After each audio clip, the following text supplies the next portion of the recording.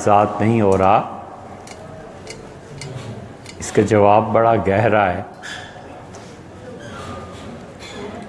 اس کائنات میں دو نظام چل رہے ہیں اور یہ دونوں نظام ایک دوسرے کی ضد ہیں، اور جب تک یہ دو نظام قائم ہیں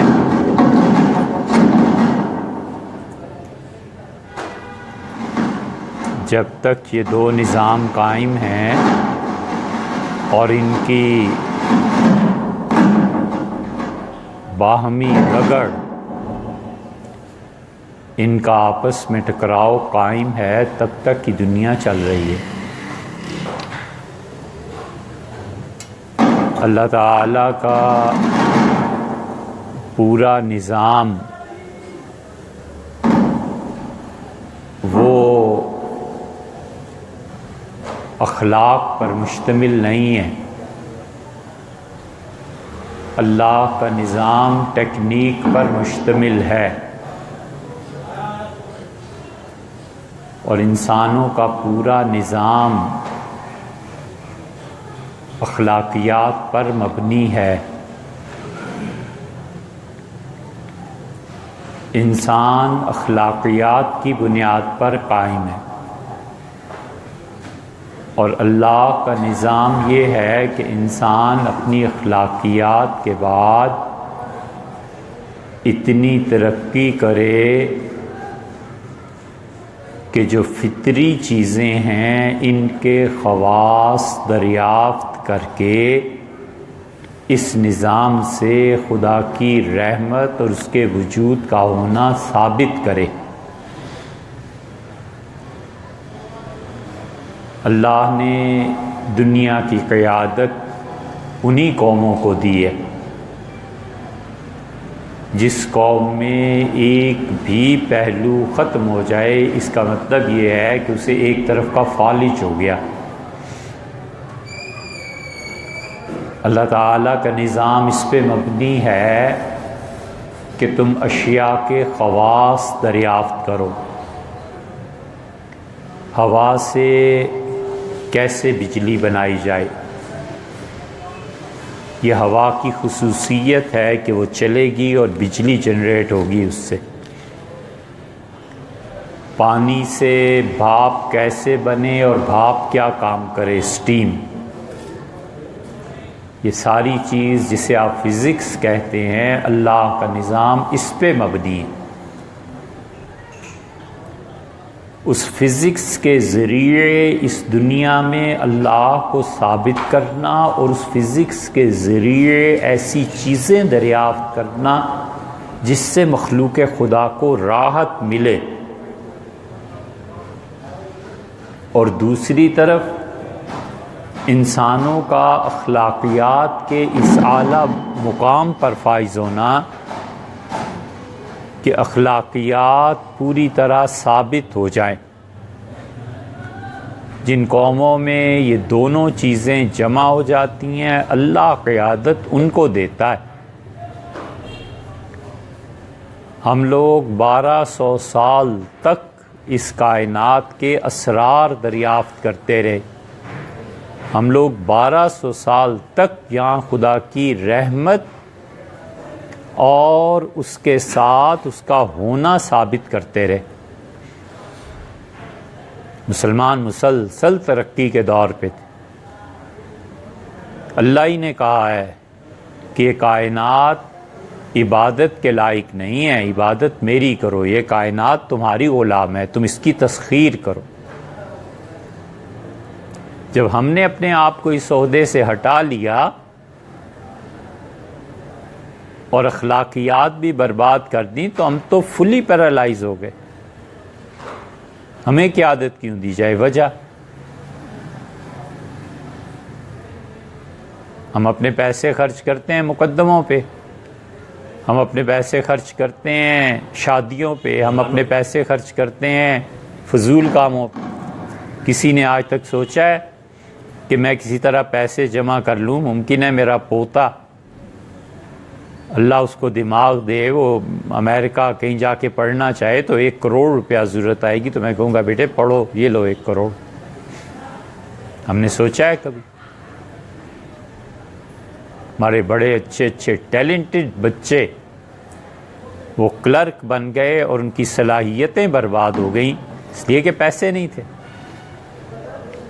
اللہ نے یہ ساری دنیا عالم اسباب کے ساتھ جوڑ رکھی ہے۔ یہ جتنے آپ کی مذہبی قیادت گمراہ ہے وہ یہ کہتی ہے کہ بس اللہ کرے گا، اللہ کیوں کرے گا بھئی؟ وجہ خدا کو کیا پڑی ہے؟ خدا نے اب تک کیوں نہیں کیا؟ سارا افغانستان برباد ہو گیا، اللہ نے کچھ نہیں کیا۔ سعودیہ میں کیا ہو رہا ہے؟ اللہ نے کچھ کر دیا؟ پھر ہماری مذہبی قیادت اس گمراہی کی وجہ سے، یا پھر یہ کہیے کہ سادگی کی وجہ سے کہتی ہے یار اللہ پہ چھوڑو۔ یہ نہیں ہوا کرتا۔ ہم منتظر ہیں کہ کوئی معجزہ ہو، کوئی کرامت ہو، کسی خدا کے نیک بندے کی دعا سے کائنات بدل جائے، حضور اقدس صلی اللہ علیہ وسلم نظر فرمائیں، امت کی حالت بدل جائے۔ اللہ نے اس راستے کو رکھا ہی نہیں۔ یہ جو راستہ پشاور کو نہیں جاتا، صاحب آپ لاہور کے راستے پہ کیوں اصرار کر رہے ہیں کہ پشاور چلے؟ اللہ نے اس دنیا کو اسباب سے باندھ رکھا ہے۔ اسباب پیدا کریں۔ جس کا بچہ 5 میل پیدل چل کے جاتا ہے اسکول اور 5 میل ہی چل کے آتا ہے، اس سے آ کے بچے نے سونا ہے کہ پڑھنا ہے؟ اور جو گاڑی پہ جائے گا اور گاڑی پہ آئے گا آرام سے پڑھے گا۔ یہ قدرت کا اصول ہے۔ اب فخر کرنا کہ ہم تو 5 میل اسکول جاتے ہیں۔ حضرت آپ کی ساری کلاس 10 میل اسکول جاتی ہوگی لیکن کوئی ڈاکٹر نہ بنا، کوئی انجینئر نہ بنا۔ اس کائنات کے اسرار پہ جو سائنٹسٹ کام کرتا ہے آپ نے نہیں کیا، اس لیے کہ آپ کے پاس گاڑی ہی نہیں تھی۔ آپ کس بھروسے میں تھے کہ آپ تھک جائیں اور اللہ آپ کو؟ کروڑوں میں کوئی ایک آدھ آدمی ہو سو ہو، وہ مستثنا ہے، اور ظاہر ہے کہ ایکسیپشنز پہ کبھی بھی دنیا کے قوانین نہیں بنا کرتے۔ ہمسائے کا بچہ اللہ نے پیسہ دیا تھا، جا کے یورپ پڑھا ہے، کما رہا ہے، بڑے سے بڑا ایوارڈ اس نے لیا ہے۔ لوگ جانتے ہیں کہ اس آدمی کی ویلیو کیا ہے۔ پوری دنیا مل کے اسرائیل کی طرف نگاہ نہیں اٹھا سکتی، اس لیے کہ انہیں پتہ ہے یروشلم میں اس وقت تل ابیب میں 200 سے زیادہ ان کے سائنٹسٹ بیٹھے ہوئے ہیں، اور در پردہ پوری دنیا کو جو کنٹرول کر رہے ہیں، تو ان کی منصوبہ بندی ہے۔ اب ہم چاہتے ہیں کہ جس چیز کو اس 1 صدی کی تیاری کے لیے یورپ نے 200 سال انتظار کیا ہے، اب ہم چاہتے ہیں کہ صبح اٹھیں اور ہماری دال گلی ہوئی ہو۔ کیوں بھئی؟ اللہ کو کیا پڑی ہے؟ یہ دنیا اسباب کے ساتھ، کشمیر اور فلسطین اسباب کے ساتھ۔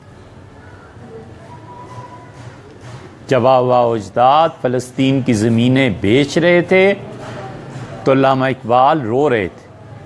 علامہ اقبال کے آخری سالوں کو آپ پڑھیں، وہ کہتے تھے میرے لیے سب سے بڑی مصیبت یہ ہو گئی ہے کہ ٹھیک مشرق وسطیٰ میں ان کے دل میں بیٹھ کر ایک یہودی ریاست تشکیل پا رہی ہے۔ یہ تو ایسا مسئلہ ہے جو قیامت تک مسلمان حل نہیں کر سکیں گے۔ یہ ہوگا کیا؟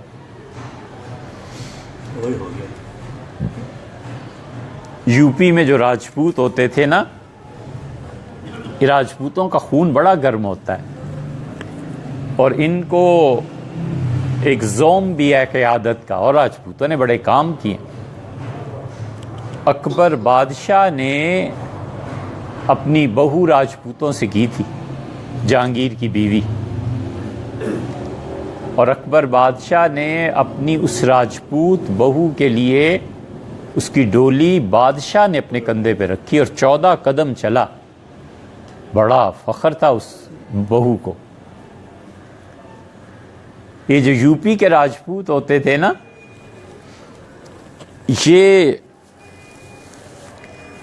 کردار کے بھی بڑے اچھے ہوتے تھے۔ ان کی پشتوں کی پشتیں ہندو راجپوتوں کی ایسی گزری ہیں کہ ایک آدمی نہیں تھا جس پہ الزام دیا جا سکتا جنسی معاملات۔ ان کے ہاں کوئی لڑکا اگر یہ کام کر بیٹھتا تھا نا تو پھر پنچایت ہوتی تھی، اور پنچایت میں راجپوتوں کے جو بڑے مہاراجے تھے بیٹھتے تھے، اس لیے کہ عزت لٹ جانا بہت بڑی چیز تھی. تو کیا کرتے تھے وہ بلاتے تھے چمار کو اور اس کے ہاتھ میں دیتے تھے جوتا اور کہتے تھے اسے بٹھاؤ اور اتنے جوتے مارو. اور جس راجپوت کے سر پہ جوتے پڑ گئے جب تک اس کا قصہ لوگ بھول نہیں گئے اس کی نسلوں سے قیادت نکل جاتی تھی. اس کے بیٹے کا نام آتا تھا تو کہتے تمہارا باپ ایسا, پوتے کا نام تمہارا دادا ہے. سیدنا عمر رضی اللہ عنہ نے کہا اچھا میں عبداللہ کو اپنے بیٹے کو حکومت دے دوں جسے اپنی بیوی کو طلاق دینا نہ آئی. تو راجپوت ایسے تھے کہ جوتے مارتا تھا چوڑا چمار اور راجپوتوں سے قیادت چھن جاتی تھی. یہ وہی ہوا ہے. اللہ تعالیٰ نے ان عربوں کے سر پہ جوتے مارنے کے لیے چمار مقرر کر دیے اسرائیل. تو قیادت کہاں سے آئی؟ ہم لوگ جس تعلیمی نظام کے لیے بالکل 15-20 کروڑ کی ضرورت ہے ہم اسے خرچ کرنے کے لیے تیار نہیں. ہم اس کے لیے ایک پائی دینے کو تیار نہیں ہیں. ہم 10 کروڑ کا پلازا کھڑا کرنا ہمارے لیے آسان بات ہے اور ہم ایک یونیورسٹی نہیں تشکیل دے سکتے. آخر ہم ڈیزرو کیوں کرتے ہیں؟ ہم سوچتے ہی کیوں ہیں؟ اس لیے کشمیر اور فلسطین تو بہت دور کی بات ہے. اس وقت امت کا مسئلہ قیادت کا نہیں ہے. اس وقت امت کا مسئلہ بقا کا ہے. کسی طرح باقی رہ جائیں, ہم کسی طرح تقسیم سے بچ جائیں. پوری دنیا کی طاقتیں پچھلی صدی سے ہمیں تقسیم کرنے پہ لگی ہوئی ہیں. سب سے پہلے تقسیم شروع ہوئی خلافت عثمانیہ سے 1924 میں.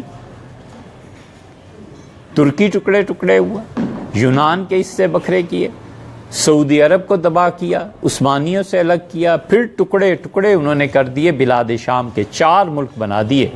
جب ٹکڑے ٹکڑے ہو گئے تو ہر جگہ فوج آ گئی. فوج جب آ گئی تو فوجیوں کو پالنا کوئی آسان تھا؟ فوج پہ جو خرچ کرنا ہے ملک کی ساری طاقت ادھر لگ گئی. انہوں نے کہا ہر جگہ ٹکڑے کرو. پھر روس کی ریاستیں آ گئیں, 6 ٹکڑے ہو گئے. اب نیو یارک ٹائمز میں جو چیز چھپی ہے آپ اسے خود جا کر پڑھ لیں کہ اس سعودی عرب موجودہ کے 17 ٹکڑے کرنے, 17 چھوٹی چھوٹی اسٹیٹس بنانی.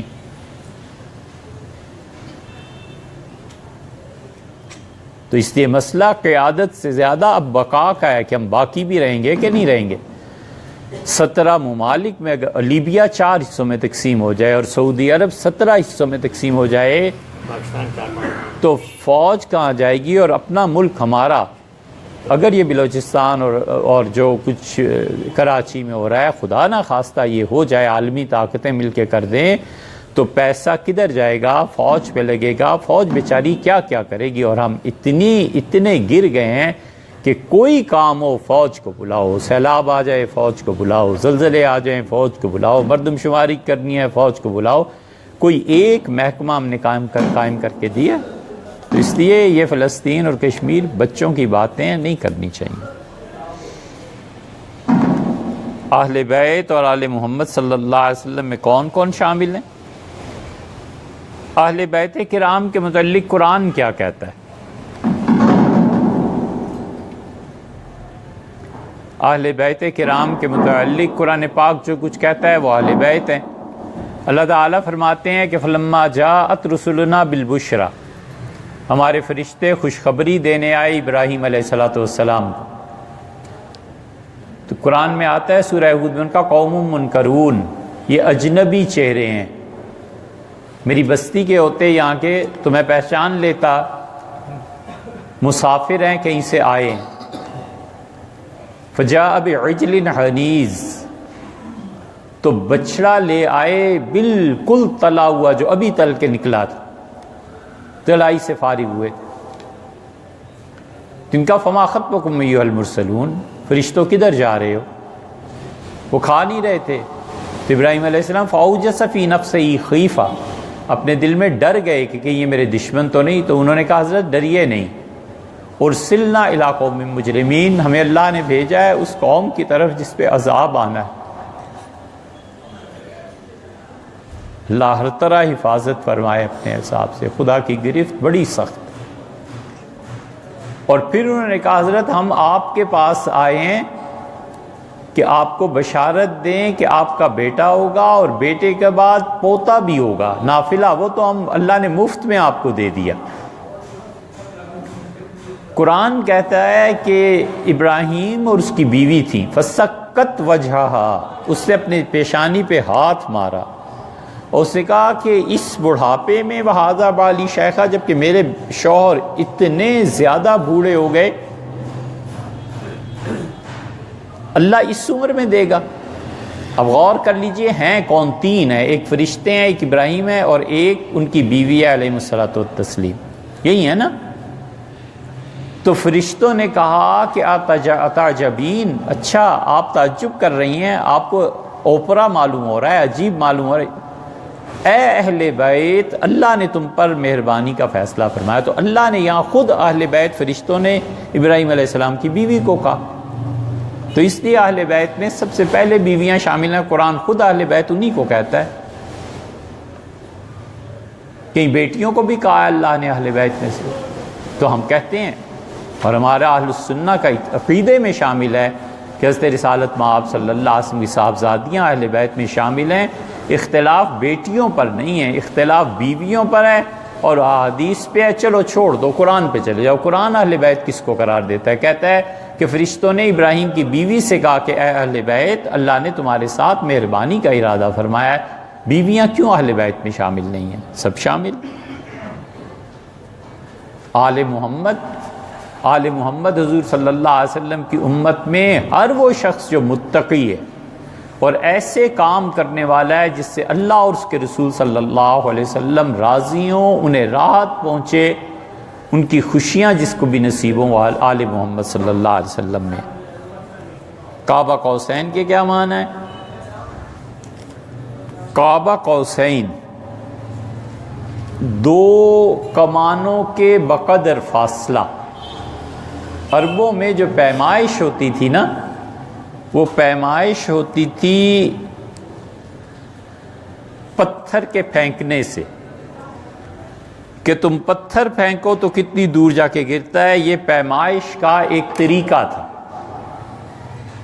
حضور اقدس صلی اللہ علیہ وسلم نے فرمایا معاذ قیامت میں میری امت کے علماء کے قائد ہوں گے، اور میری امت کے علماء جب جمع ہوں گے اللہ کے حضور میں پیش ہوں گے تو ساری امت کے علماء کا علم اس کے باوجود معاذ میں اور ان کے درمیان اتنا فاصلہ پڑ جائے گا کہ تم میں سے کوئی پتھر اٹھا کر زور سے پھینکے تو جتنا فاصلہ بنتا۔ معاذ کا علم اتنا زیادہ تھا رضی اللہ عنہ۔ اسی طرح پیمائش کے لیے وہ استعمال کرتے تھے قوس، کمان کے چلے پہ تیر رکھ کر چلایا جاتا ہے، اور عرب قبائل کے سردار جب معاہدہ کرتے تھے تو وہ تین طرح سے ان معاہدات کی توثیق کرتے تھے۔ لڑائی کا معاہدہ ہوتا تھا تو خون کی لگن لائی جاتی تھی اور جیلی کی طرح خون جم جاتا تھا، یہ اس خون میں اپنا ہاتھ ڈبوتے تھے کہ مطلب جنگ میں تمہارے ساتھ ہے۔ جب انہوں نے خوشی اور لوگوں کی فلاح و بہبود کا کوئی معاہدہ کرنا ہوتا تھا تو خوشبو سے بھرا ہوا پیالہ لاتے تھے اور خوشبو میں ہاتھ ڈبوتے تھے عطر میں۔ یہ حلف الفضول جو ہوا تھا بڑی لمبی تاریخ ہے اس کی، اور خلاصہ اس کا ذرا سا ایک پہلو کا یہ ہے کہ اہل مکہ میں ایک آدمی آیا یمن میں، اس کے ساتھ تجارت کسی نے کی تھی ابو جہل نے، اور یہ پیسے نہیں دے رہا تھا،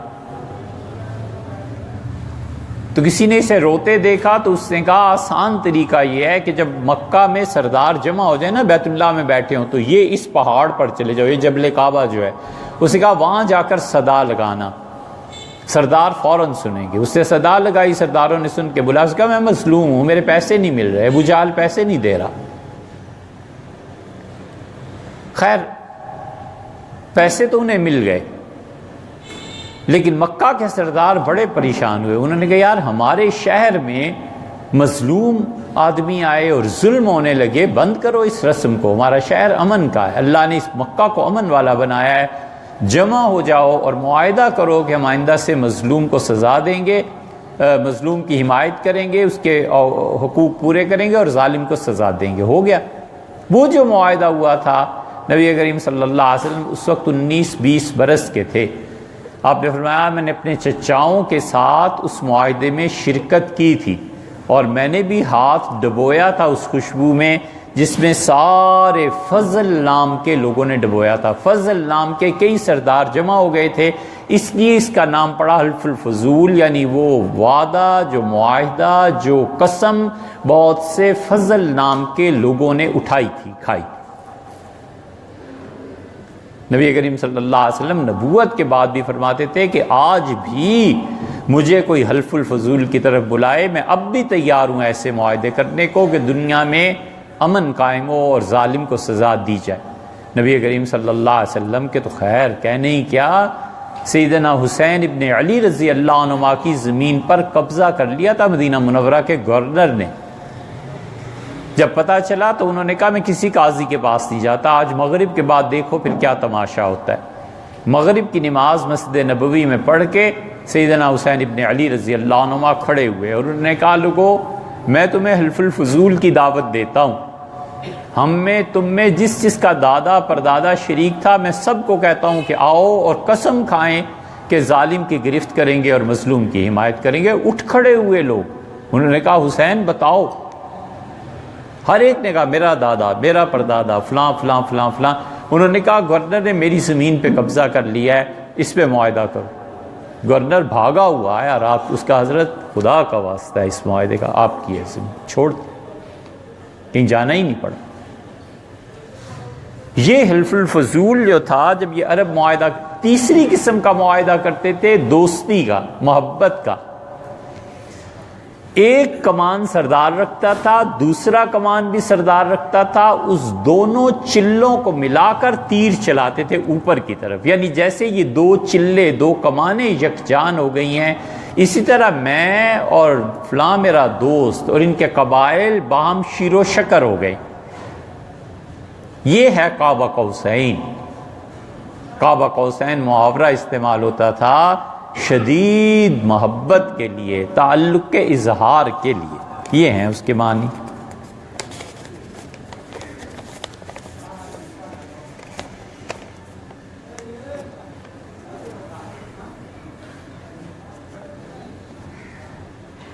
کوئی مسئلہ ہی نہیں یار۔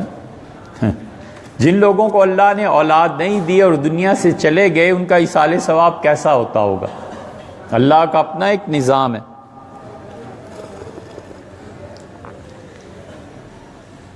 اگر ایصال ثواب کا نظام خدا کا ایک درخت کا تنا ہے تو اولاد اس میں سے اس درخت کا ایک چھوٹا سا چھلکا ہے۔ اللہ کو جب بخشنا ہوتا ہے نا تو خدا کے کئی راستے ہیں، اور خدا کے راستے اتنے زیادہ ہیں کہ ہم لوگ اس کو نہیں پہچانتے۔ اسی لیے اللہ کہتا ہے وَمَا يَعْلَمُ جُنُودَ رَبِّكَ إِلَّا هُوَ، اور تیرے پروردگار کے لشکر کام کرنے کے لیے اتنے ہیں کہ تم جانتے ہی نہیں کہ خدا کے کتنے لشکر۔ بڑی عبرت کا سامان ہے، اس پہ کوئی تبصرہ نہیں کر رہی اچھا ہوا یا برا ہوا، وہ جانے جنہوں نے کیا اور جن پہ بیتی، بالکل ایک لفظ نہیں کہہ رہے، ہم یہ کہہ رہے ہیں بڑی عبرت کا سامان ہے وہ شہزادے جن کے اشارے پر کروڑوں روپے ادھر سے ادھر ہو سکتے تھے، صبح شام کو 5 اسٹار ہوٹل میں زمین پہ لیٹے ہوئے ہیں بستر۔ بڑی عبرت کا سامان ہے۔ اللہ جب بدلتا ہے اس طرح پلٹ دیتا ہے۔ ہم سب کو سوچنا چاہیے کہ عزتیں اور ذلتیں اور غربت اور امارت، اکاؤنٹس مجبد ہو گئے، گھروں سے نکال دیے گئے، 5 اسٹار ہوٹل میں جیل ہو گئی، طیارے میں مار دیے گئے، یہ سب کیا ہے؟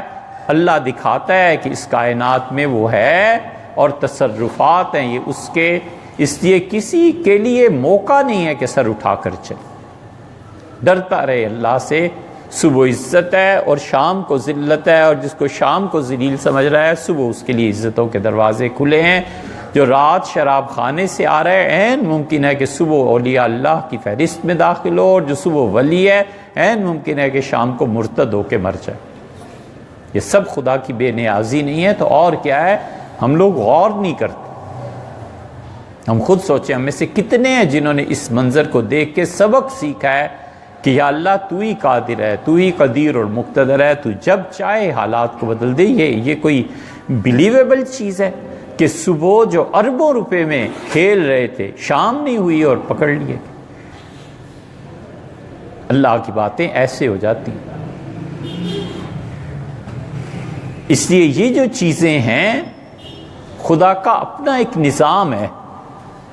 ایصال ثواب کا کوئی ایک طریقہ ہے۔ اللہ تعالیٰ سے آپ جب دعا مانگتے ہیں کہ اللہم اغفر للمؤمنین والمؤمنات، تو اس میں وہ آدمی شامل نہیں ہوتا جس کی اولاد نہ ہو۔ جب آپ کہتے ہیں کہ اللہم اغفر لحینا و میتنا، اللہ ہمارے زندوں کی اور وفات شدوں کی بخشش فرما، تو اس میں وہ شامل نہیں ہوتا۔ جب آپ کہتے ہیں کہ اللہ سارے مسلمانوں کو اس کا ثواب دے، تو اس میں وہ شامل نہیں ہوتا۔ اور جب آپ یہ عام اہدنا الصراط المستقیم، اللہ ہم سب لوگوں کو صحیح راہ پہ رکھ، تو وہ میت اس کا سیدھا راستہ تو جنت ہے نا، اسے یہ دعا نہیں پہنچتی۔ کیا بات کرتے ہو یار اولاد کی؟ اللہ کہتا ہے تمہاری بیویاں اور تمہاری اولاد آزمائش ہے۔ ایک جگہ اللہ کہتا ہے تمہاری بیویاں اور اولاد تمہارے لیے اگر وہ خدا کے نافرمان ہے تو دشمن ہے، بچو ان سے۔ ایک جگہ اللہ کہتا ہے قُوا اہلیکم وانفسکم نارا، اپنے گھر والوں کو اور اپنے آپ کو بچاؤ اس جہنم کی آگ سے۔ اولاد اللہ کا انعام بھی ہے اور اللہ کی طرف سے اتنا ہی بڑا امتحان بھی ہے۔ 1680-90 میں فتاوی عالمگیری لکھی گئی اور اورنگزیب رحمۃ اللہ علیہ سریر رائے سلطنت ہوئے اور ان کا خزانوں کا منہ کھول دو اور ہندوستان کے علماء کو جمع کرو۔ 500 کے قریب علماء جمع ہوئے۔ اورنگزیب نے کہا پرواہ نہیں ہے، مجھے ملک کا قانون شریعت کے مطابق چاہیے۔ زبردست بادشاہ تھا۔ لوگوں نے لکھا ہے عمر بن عبدالعزیز رحمۃ اللہ علیہ کے بعد یہ چھٹا خلیفہ راشد تھا، یہ مصریوں نے لکھا ہے، اور بعض خلجی کو کہتے ہیں، بعض پھر 7واں، بہرحال جو بھی تھا۔ 1690 پورا کروڑوں روپے اس نے دیے، ہندوستان پورے کا قانون بنا۔ اس کو کبھی اٹھا کے پڑھو، اس کے ایک باب میں اس وقت کے 500 بڑے بڑے جو مفتی تھے انہوں نے لکھا ہے کہ معاشرے 2 چیزیں انہوں نے ایسی لکھی ہیں جو سنیں گے آپ تو آپ کو شاید حیرت ہو۔ انہوں نے ایک لکھا ہے، انہوں نے کہا ہمارے زمانے میں نفل حج اور عمرہ نہیں کرنا چاہیے۔ انہوں نے لکھا ہے وہ دور گزر گیا جب پیسے ہوا کرتے تھے، اب جو پیسے ہیں نا حج اور عمرے کے، یہ مسلمانوں کی اپنے معاشرے کی فلاح و بہبود پہ خرچ کرنے چاہیے، اب حج اور عمرے نفلی نہیں کرنے چاہیے، کہ اب امت کی حالت ایسی نہیں رہی۔ ایک اور دوسرا انہوں نے لکھا ہے کہ کوشش کرنی چاہیے کہ ہمارے زمانے میں اولاد زیادہ نہ ہو، کیونکہ اب اگلی نسلیں بگڑ جاتی ہیں، تربیت کا اتنا بندوبست مؤثر نظام نہیں ہے۔ یہ 1690 کی بات ہے۔ 1700 1800 1900 ساڑھے 300 سال ہو گئے ہیں۔ وہ اس وقت کہتے تھے منصوبہ بندی کا۔ ہمارے ہاں لوگ پڑھے لکھے تھے نہیں، مولوی صاحبان نے ان چیزوں کو پڑھا، کون پڑھتا ہے؟ نتیجہ یہ کہ منصوبہ بندی جہاں ہونی بھی چاہیے تھی نہیں ہونے دیا، بھگتو۔ آبادی میں مسلسل اضافہ، آگے نظام تعلیم کا نہ ہونا،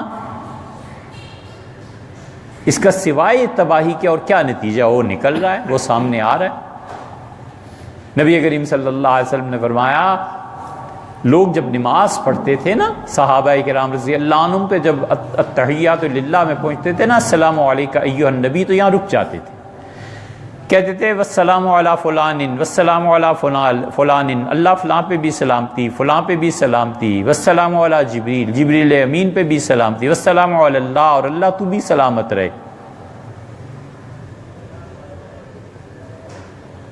حضرت صلی اللہ علیہ وسلم نے یہ سنا، بلایا اور فرمایا کہ اتنی لمبی بات نہ کیا کرو، جب اس جگہ پر پہنچو تو کہو السلام علیکم ایھا النبی ورحمۃ اللہ السلام علینا وعلی عباد اللہ المومنین۔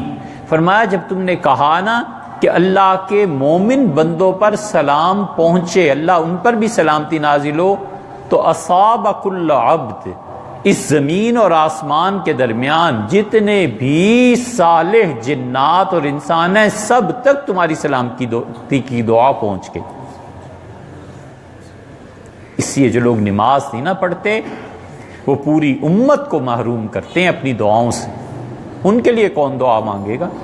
تو جب آپ پڑھتے ہیں کہ السلام علینا وعلی عباد اللہ الصالحین، تو جس کی نئی اولاد کیا ہوا، اسے آپ کا کیا خیال ہے، سلامتی نہیں پہنچے گی؟ اور سب سے بڑی بات یہ ہے کہ اللہ کے ہاں سب سے زیادہ کام آنے والی چیز انسان کی قسم پرسی ہے، جس کا کوئی نہیں نہ ہوتا، اور جس میں تنہائی کے احساس کی شدت اس کے فولاد جیسے اعصاب پر اثر انداز ہوتی ہے، پھر اسے یہ حقیقت سمجھائی جاتی ہے کہ ہم نے تمہیں سب سے الگ کر کے اپنے لیے خالص، اپنے لیے انا اخلصناہم بخالصۃ ذکر الدار، اور ہم نے ان لوگوں کو چن لیا تھا اور ساری دنیا سے الگ کر کے تنہائی دے دی تھی تاکہ ہمیں یاد کرے۔ جس شخص کی تنہائی پاک نہیں ہے، اللہ عز و جل کی معرفت حرام ہے اس پہ حرام۔ جس شخص کی تنہائی پاک نہیں ہے اسے اللہ کی راہ کی خوشبو بھی نہیں پہنچ سکتی۔ اللہ تنہا کر دیتا ہے، اور اس تنہائی کا غلبہ اولاد اور بیوی تک کبھی پہنچا دیتا ہے، اس لیے کہ اس کو اکیلا کر کے یہ بتائے کہ میں ہوں اور تم ہو، تم میری عنایات کو دیکھو، تم میری مہربانیوں کو دیکھو۔ نتیجہ اس کا یہ نکلتا ہے کہ معرفت باری تعالی میں اضافہ ہوتا ہے، اور جب اللہ کے ہاں اس کی بے کسی جو ہے نا سب سے زیادہ کام آنے والی چیز ہے، کوئی نہیں رہتا۔ قبریں ٹوٹی ہوئی تھیں، گری ہوئی تھیں، ایک گزرا وہاں سے تو اس نے دیکھا عذاب ہو رہا ہے، پھر وہ گزرا تو اس نے دیکھا کہ بخش دیے گئے۔ اس سے کہا باری تعالیٰ ماجرا کیا ہے؟ کچھ عرصہ پہلے یہ قبریں ساری سلامت تھیں اور عذاب ہو رہا تھا، اور اب یہ نظر جو ہے نا مادیت سے جب اوپر اٹھتی ہے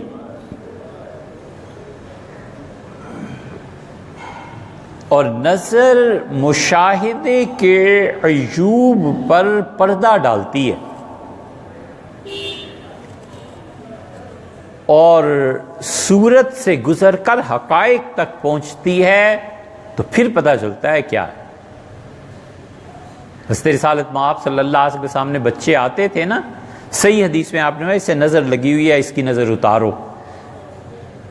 وہ نظر اس بچے کے چہرے سے گزر کے حقیقت تک پہنچی اور نبوت کو ادراک ہو گیا کہ ہاں اس بچے کے ساتھ یہ ہونے والا ہے۔ ایسی نظر ہو جاتی ہے جب آدمی صورتوں کو پسے پشت ڈال کے حقائق تک پہنچے۔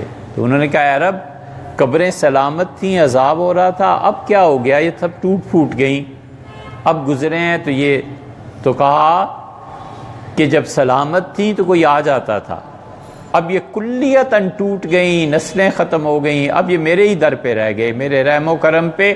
جب پہلا لمحہ آیا میرے رحم و کرم کا تو ہم نے کہا معافی ہے۔ بایزید بستامی رحمۃ اللہ علیہ کہتے تھے، بایزید رحمۃ اللہ علیہ نے بیعت ہی نہیں کیا، چھٹی۔ وہ کہتے تھے